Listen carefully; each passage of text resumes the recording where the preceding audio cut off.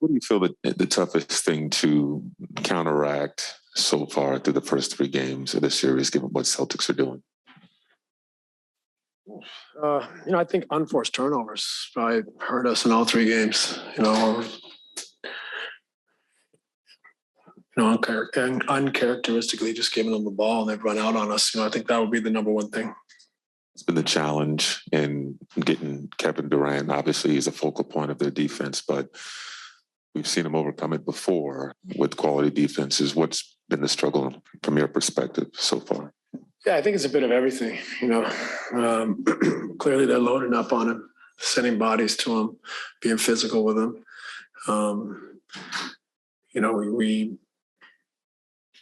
As a team, we shot 50% today.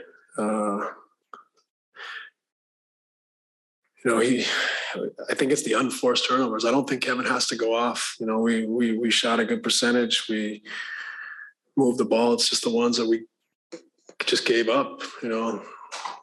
Poor decision making, not connecting simple passes, and they're going the other way. That's to me has been the difference in all 3 games. Steve, it seems like every time you guys got it within one possession, maybe a little more, they answered. Just how much of that was maybe the energy exerted to get it to that versus maybe some other factors for them?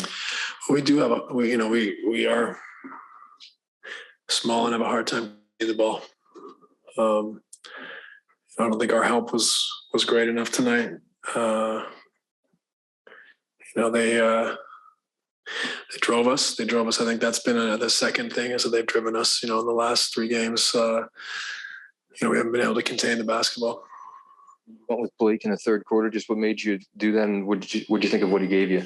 I thought he played his ass off. He really hustled and worked and made a couple threes and gave us a lift. We needed a lift and some energy and some life and a little bit of belief.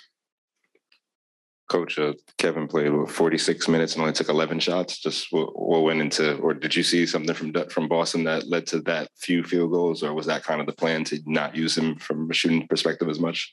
No, I think it's a bit of everything. I thought he was looking to find his teammates because he's been loaded up on, probably passed up on some looks just because he's expecting guys to come.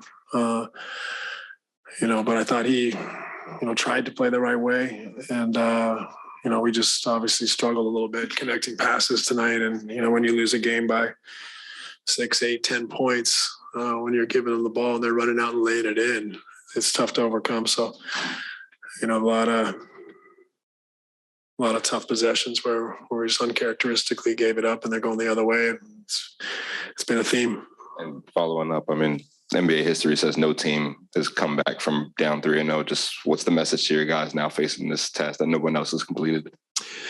Just character. It's about our character now, about digging deep and having pride and finding a way over the next 48 hours to come back ready to win on Monday night. Following up on that, obviously everybody says, basketball playoffs is a game of runs back and forth. How surprising is it to you that basically after a second quarter run, you guys were never even really able to mount a serious charge after that point?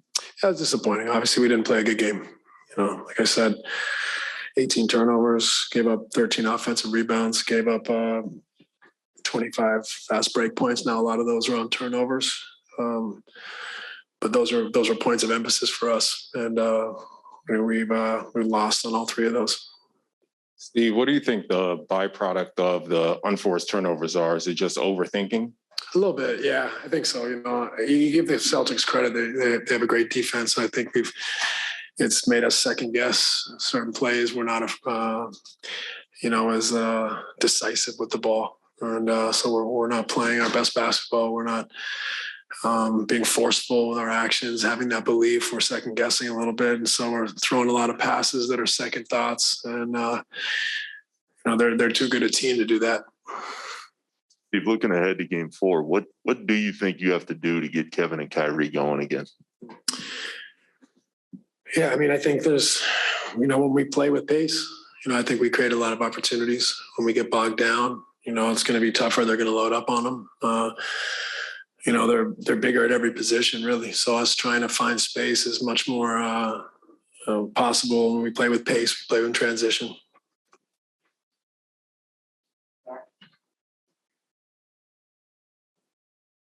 Hey, Steve, I'm sorry if you were asked this already, but do you see any fatigue from Kyrie and Kevin in the series, or particularly tonight? I mean, they both got to be tired.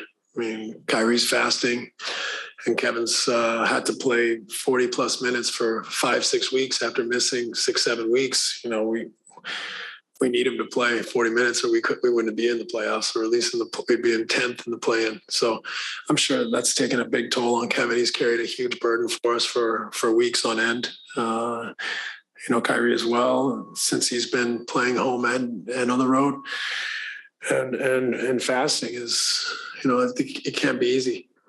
You know, if I go play tennis and I haven't eaten, I feel like I'm going to fall over. So I can't imagine how he feels in an NBA playoff game.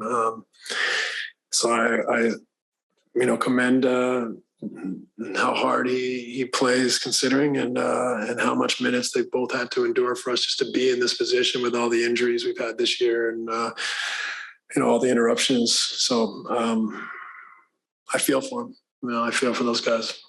Thanks, Steve. All right, thank you.